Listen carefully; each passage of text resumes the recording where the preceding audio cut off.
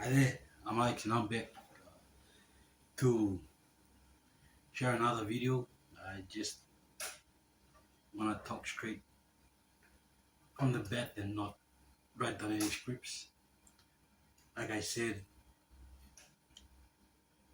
in my last video, I was going to talk about Passam National High and excuse me, the experience that I went through there year 11, 12 back in 1992.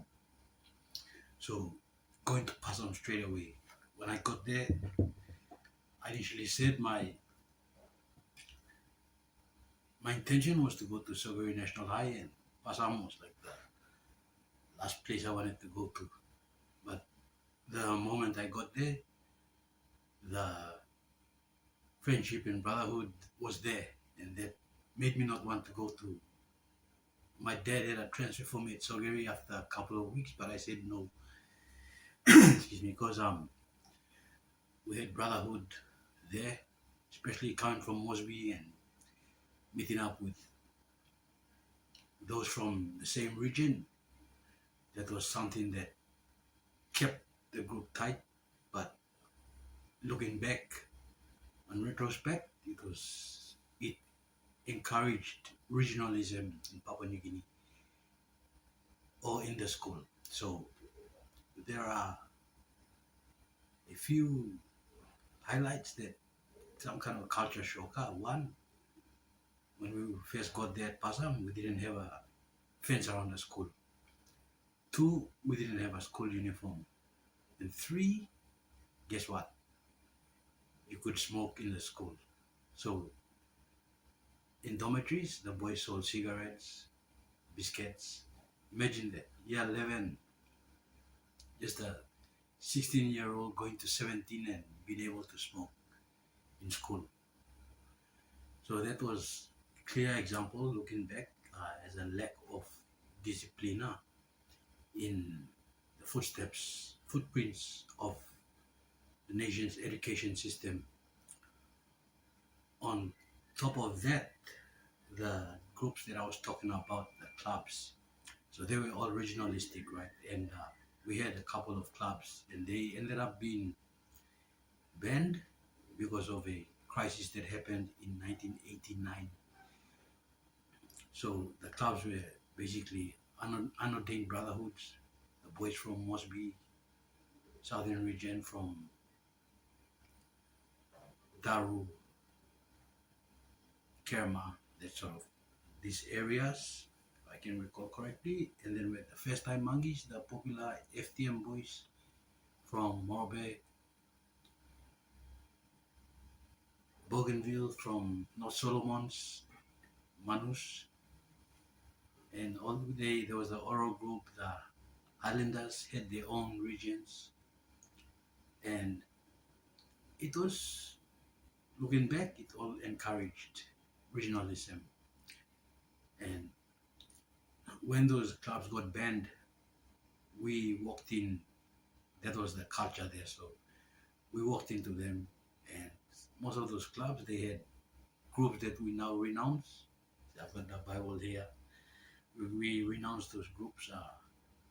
I don't want to name them, but they were evil and they were cult-like. So, and looking back now, or just looking at what's happening around us now, there have been school fights and everything related to cult-related behavior. And that led to a lot of chaos at school, big fights. And we thank God that we're still alive today to talk about it. So that's something that we learned in the past. And another thing that also kind of originated there was the early stages of firewire.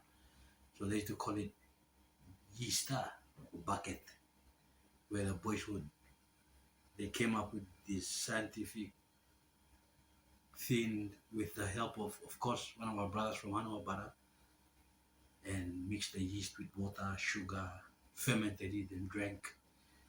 A few of the boys had swollen tummies after that, but those were the origins of what we now see in this country. And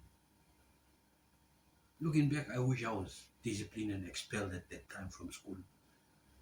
So, cut the long story short, most of us made it, or some of us made it to tertiary education, and it took a challenge, especially for me. It took 10 years to get that paper, and that was all comes back to the culture, the discipline we had back in year 12, 11, especially 12. So, yeah, that's just a quick story of how some of us as almost pioneers in the education system went through life. And at one stage in Passam, there are several students that made it into law school, engineering. But during that time, it was so challenging because when there was no water, we'd have to go have our baths at the nearby waterfalls and use the toilets in the bushes in the mountains. So yeah, if you think that, or if you know now that if you think that you have any tough, then spare a thought for those of us during those days who had to put up with that. And like as young kids, you'd be wishing that you went to year 11 and 12 in Australia. So yeah, that kind of puts things into perspective as to where the country is now, and helps us to look at where we should be heading now, like in the school, in education, in our education system. This teaching about national unity, not practicing regionalism, they should all come to the fore. So that's it for this video, and we'll go further into more lifelong learning as we progress through, hopefully, that God gives us more days to share more of life's lessons with you all. Till then, stay blessed.